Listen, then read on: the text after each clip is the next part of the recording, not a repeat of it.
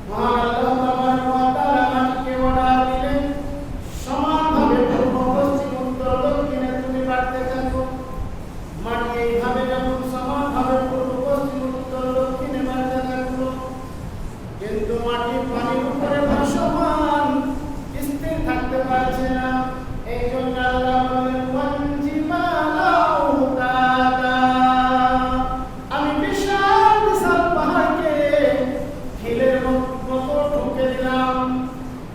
উপরে মাটির সঙ্গে ওই পাহাড়কে ঠুকে আমি জমিনকে স্থির করে দিলাম, থামিয়ে দিলাম। এই পাহাড়গুলোকে আমরা দেখছি এগুলো একটা খিলের স্বরূপ। যেমন কোনো জিনিসকে খিল মেরে মজবুত করে ঠুকে দেওয়া হয়, আল্লাহ বলছে ওয়াল জিবালা আওতাদাও, এবং আমি ওই পাহাড়কে খিলের মতো ঠুকে দিলাম, পানি স্থির থাকবে। এই জন্য এত বেশি বেশি ভূমিকম্প হচ্ছে, কারণ সেই পাহাড়গুলো কেটে কেটে কেটে কেটে মানুষ বিশাল বিল্ডিং বানাচ্ছে, আকাশ ছোঁয়া বিল্ডিং বানাচ্ছে। আল্লাহ রাব্বুল আলামিনের মিনিটের দেরি হবে না, আকাশ ছোঁয়া বিল্ডিং মাটির নিচে এসে পড়ে যাবে। আল্লাহ সুবহানাহু ওয়া তাআলা জমিনের উপরে, এই পানির উপরে জমিনকে বিছালেন। এই জন্য আপনারা আমরা এত পানি আমরা নিচে থেকে তুলছি, প্রত্যেকটা বাড়িতে সাবমার্সিবল, প্রত্যেকটা জায়গায় আপনার ডিপ। আল্লাহ রাব্বুল আলামিনের সেই পানি যে পাতালে রয়েছে শেষ হয় না, কারণ দুনিয়ার মধ্যে 3 ভাগ পানি আর 1 ভাগ মাটি, 1 ভাগ পানি, আর পানির উপরে মাটিটা আছে। এই জন্য তো আমরা নিচে থেকে পানি পাই, পানি শেষ হয় না। পাতালের পানি শেষ করা যায় না, আপনি যতই তুলেন পানি শেষ হবে না, কারণ আল্লাহ রাব্বুল আলামিন এই জমিনটাকে পানির উপরে। এবার আল্লাহ তাবারক ওয়া তাআলা হযরত ইব্রাহিম আলাইহিস সালামকে বললেন, ও নবী ইব্রাহিম, নবী গো, আমি আপনাকে এমনি মক্কা নগরীতে ওই মরুভূমিতে আপনার ছেলে এবং আপনার স্ত্রীকে রাখতে আসে বলিনি। এর মধ্যে কারণ রয়েছে, আপনি জানেন না ওই যেখানে আপনার বিবি এবং আপনার ছেলেকে আপনি রেখে এসেছেন, ওই জায়গায় আমার একটা ঘর রয়েছে, বাইতুল্লাহ, যেটা আমার ঘর, কাবা শরীফ, ওই জায়গার মধ্যে রয়েছে, কিন্তু এখন ভেঙে চুরে গেছে। কারণ হযরত নূহ আলাইহিস সালামের জামানায় যখন প্লাবনে সারা দুনিয়া প্লাবিত হয়ে গিয়েছিল, ডুবে গিয়েছিল, সেই সময় ওই কাবা ঘর, হযরত আদম আলাইহিস সালামের বানানো কাবা ঘর ভেঙে চুরমার হয়ে গিয়েছিল। আল্লাহ তাবারক ওয়া তাআলা ওই কাবা ঘরকে নির্মাণ করার জন্য হযরত ইসমাঈল আলাইহিস সালামকে নির্দেশ দিলেন, আপনি ওই কাবা ঘরটা বানিয়ে দিন। হযরত ইব্রাহিম আলাইহিস সালাম, হযরত ইসমাঈল আলাইহিস সালাম দুইজনে কাবা ঘরের নির্মাণের জন্য প্রস্তুতি নিলেন। কিন্তু কেমনে কাবা ঘর বানাবেন? কাবা ঘরে কোনো চিহ্ন পাওয়া যায় না। আর এই কাবা ঘরটা কোথায় আছে? কাবা ঘরটা কেন হলো? আল্লাহ সুবহানাহু ওয়া তাআলা কে আল্লাহ রাব্বুল আলামিন যখন হযরত ইব্রাহিম, হযরত আদম আলাইহিস সালামকে যখন দুনিয়ার মধ্যে পাঠিয়ে দিলেন, পৃথিবীতে পাঠালেন, হযরত আদম আলাইহিস সালাম আল্লাহকে বললেন, মাবুদ, আমি দেখেছি ফেরেশতারা বাইতুল মামুর, অর্থাৎ ফেরেশতাদের একটা মসজিদ রয়েছে 7 আসমানের উপরে। ওই মসজিদটা, ওই মসজিদে ফেরেশতারা আল্লাহর জিকির ইবাদত করে। ও আল্লাহ, এই দুনিয়াতে তো আপনি আমাদের জন্য, আমার জন্য, আমার সন্তানের জন্য একটা ঘর বানিয়ে দিন। আল্লাহ তাবারক ওয়া তাআলা ওই বাইতুল মামুরের সিধা একদম সামনাসামনি কাবা ঘরকে বানানোর জন্য নির্দেশ দিলেন। হযরত আদম আলাইহিস সালাম ওই কাবা ঘর নির্মাণ করলেন, কিন্তু ভেঙে চলে গেছে। আমার হযরত ইব্রাহিম আলাইহিস সালামকে নির্দেশ হলো যে আপনি কাবা ঘরটা বানিয়ে দিন। কাবা ঘর তৈরি হবে, কেমনে তৈরি হবে? হযরত ইব্রাহিম আলাইহিস সালাম ইসমাঈলকে বলছে, বেটা, তুমি পাথর তুলে আনো, আর আমি এই পাথরকে একের পর এক সাজিয়ে দিচ্ছি। হযরত ইব্রাহিম আলাইহিস সালাম মিস্ত্রির কাজে লাগলেন, ইসমাঈলকে জোগাড়ির কাজে লাগালেন। বাপ বেটা মিলে কাবা ঘর নির্মাণ করছেন। কাবা যখন উঁচা হয়েছে, হাত আর পাওয়া যায় না, এবারে পাথর রাখবেন কি করে? মহান আল্লাহ তাবারক ওয়া তাআলা বললেন, ওয়া আমার খলিল ইব্রাহিম, এই জায়গায় এমন একটি পাথর হযরত আদম আলাইহিস সালাম জান্নাত থেকে এনেছিলেন, ওই পাথরটার উপরে আপনি চেপে যান, ওই পাথরটা আপনাকে কাবা ঘর নির্মাণে সহযোগিতা করবে। হযরত ইব্রাহিম নবী বললেন কি ওই পাথরটার উপরে চাপলেন, আর পাথরটার এমনই ফজিলত, এমনই বরকত, যেমন কাবা ঘরের দেওয়া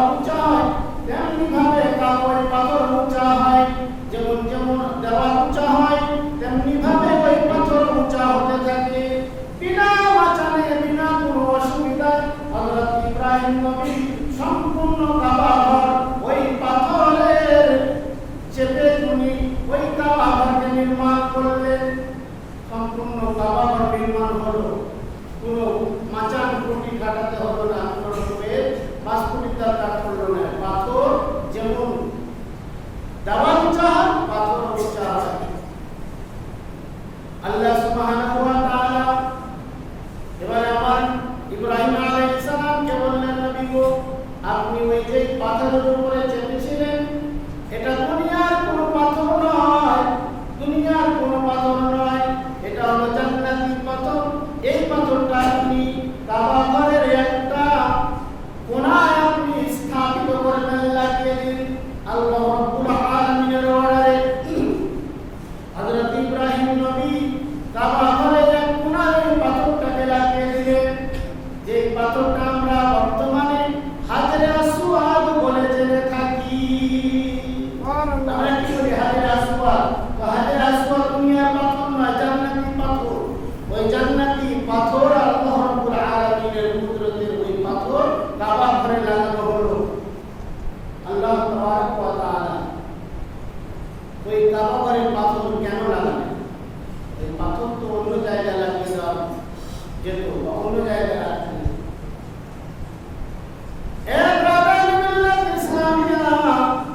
কাবা ঘরে লাগানোর কারণ হলো আল্লাহ তাবারক ওয়া তাআলা বললেন, আমার এই কাবা বাইতুল্লাহকে তাওয়াফ করতে আসবে, আর এই কাবা বাইতুল্লাহকে তাওয়াফ করতে এসে এই হাজরে আসওয়াদকে যারা চুম্বন করবে, আমি আল্লাহ সুবহানাহু ওয়া তাআলা এই হাজরে আসওয়াদের মধ্যে এমন চুম্বকের শক্তি দিলাম। ওই চুম্বকের কারণে, ওই চুম্বনের কারণে এমন তার মধ্যে তরঙ্গ সৃষ্টি হবে। যদি মানুষটা দিনদার ইমানদার হয়, তার ইমান বৃদ্ধি হবে, সে পাকা মুমিন হয়ে যাবে।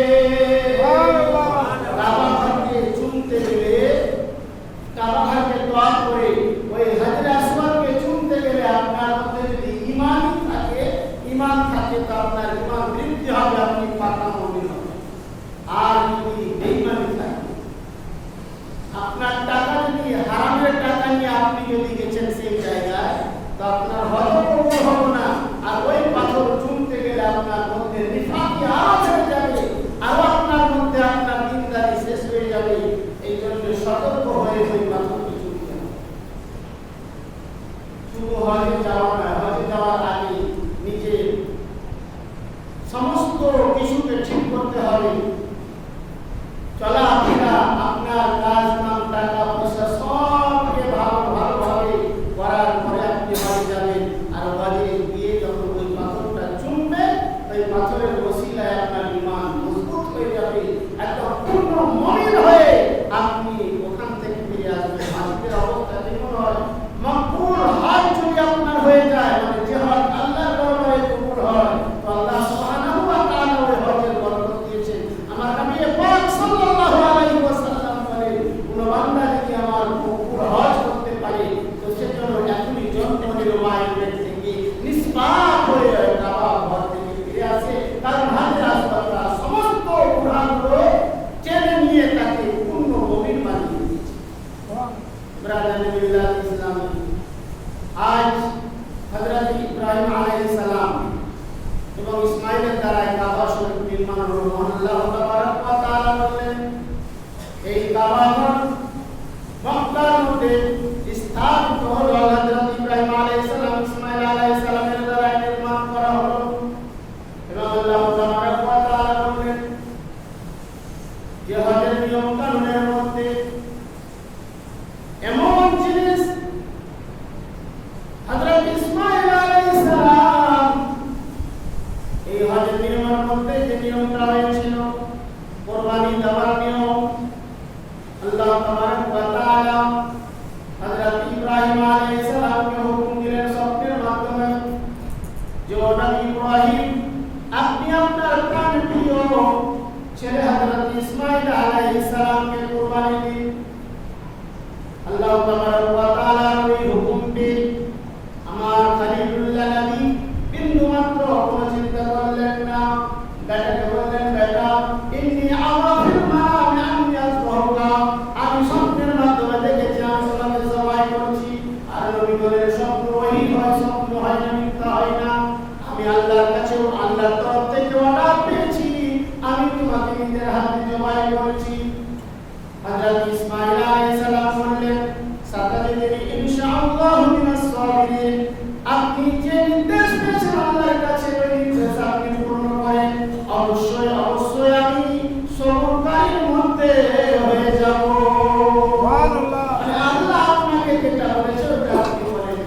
অন্য কোনো যদি কেউ কাকুরে স্বপ্ন দেখে স্বপ্নের কথা মানা যায়, কিন্তু আল্লাহ রাব্বুল আলামিন কাবা ঘরকে যে নির্মাণ করবেন, এমনই ব্যক্তি দিয়ে, এমনই জিনিস দিয়ে আল্লাহ রাব্বুল আলামিন কাবা ঘরকে নির্মাণ করেছেন যারা ইমানে এক নম্বর পরীক্ষায় এক ভাবে পাস করেছে। আল্লাহ রাব্বুল আলামিনের নির্দেশ অনুযায়ী হযরত ইব্রাহিম নবী নিজের ছেলেকে মিনার ময়দানে নিয়ে গিয়ে বিস্তারিত ঘটনা আছে। মিনার ময়দানে নিয়ে গিয়ে হযরত ইসমাঈল আলাইহিস সালামের হুকুমের উপরে ছুরি চালাচ্ছেন। মহান আল্লাহ সুবহানাহু ওয়া তাআলা ওই ছুরিকে নির্দেশ দিলেন যে এই ছুরি তুমি যেন ইসমাঈলের একটা পশম পর্যন্ত না কাটো। এমন ধারালো ছুরি ছিল যে ওই ছুরিতে পাথর পর্যন্ত কেটে যেত, কিন্তু ইসমাঈলের গর্দানের ছুরি একটা লোম কাটতে পারল না। আল্লাহ রাব্বুল আলামিনের তরফ থেকে জান্নাত থেকে হযরত জিবরাইল আমিন দুম্বা এনে দিলেন, ওই দুম্বা জবাই করল। আল্লাহ সুবহানাহু ওয়া তাআলা বললেন, ও খলিলুল্লাহ নবী, আপনার এই কুরবানি আমি আল্লাহর দরবারে কবুল করলাম, আর কিয়ামত পর্যন্ত আমার নবীর উম্মতের জন্য আমি এটাকে ওয়াজিব করে দিলাম যে এই কুরবানি তারা কিয়ামত পর্যন্ত আপনার এই নিদর্শন তারা পালন করবে, এই তরিকা তারা পালন করবে যারা এখানে বাস করতে। ব্রাদার মিল্লাত ইসলামী, আল্লাহ সুবহানাহু ওয়া তাআলা কোরআনুল মাজিদের মধ্যে বিস্তারিতভাবে হযরত ইসমাঈল এবং হযরত ইব্রাহিম আলাইহিস সালামের ওয়াকিয়ার মাধ্যমে আমাদেরকে ওসিয়ত, ওয়াজ এবং নসিহত করার জন্য আল্লাহ রাব্বুল আলামিন এই ঘটনাগুলো বিস্তারিতভাবে দিয়েছেন। আজ আমরা সেই কোরআনুল মাজিদকে বুঝলাম না, শুধু পড়লাম, খুব কষ্ট করে শুধু রিডিংটা পড়লাম, মানেটা বুঝতে পারলাম না, যার কারণে আমরা কিছুই জানি।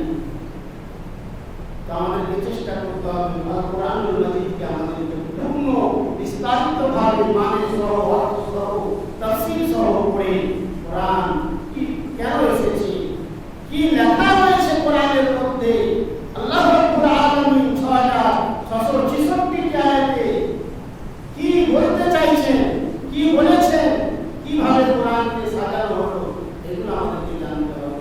জানলে আমাদের ঈমান তাজা হবে।